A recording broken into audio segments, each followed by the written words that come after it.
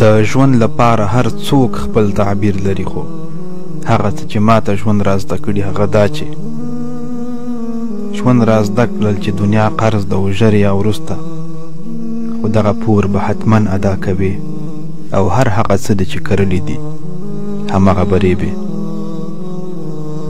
دا مې زده کړل چې ظالم ته الله رب العزت وخت ورکوي او د مظلوم حق الله تعالی هیڅکله نه ضایع کوي. ژوند را زده کړل چې د تهجدو په وخت غوښتل شوې دعا خطا نه لري او حتما قبلیږي په دې شرط چې انسان صبر ولري.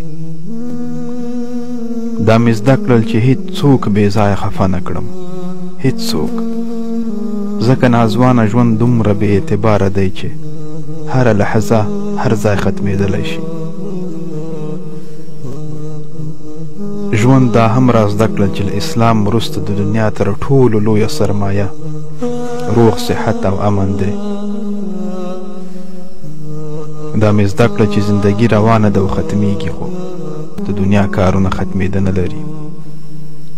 هغوی چې یوازې په عقل، مال او مقام باندې نازېږي خوار او ذلیله کېږي. ژوند را زده کړل چې له خاورو لاندې پراته انسانانو هم زموږ په شان کارونه او ارمانونه درلودل، خو مرګ داسې نابللی میلمه دی چې کله راغی نو له ټولو نیمګړو کارونو او ارمانونو سره یې یوړل.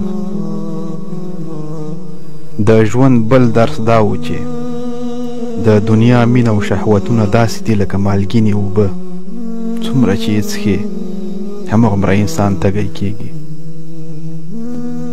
ژوند را زده کړل چې دا دنیا په ما نه ورانېږي، که زه وم او که نه دا دنیا خپل خالق لري او د دې دنیا نظام به همغسې چلیږي لکه څنګه چې الله تعالی وغواړي. دا مې زده کړل چې زما د زندګۍ تر ټولو سخته شپه د قبر اوله شپه ده او زه خالي لاس ور روان یم، او بالآخره د وخت په تېرېدو سره راته ثابته شوه چې د الله جل جلاله څخه پرته په بل چا پسې امیدونه تړل له خپل ځان سره ظلم دی.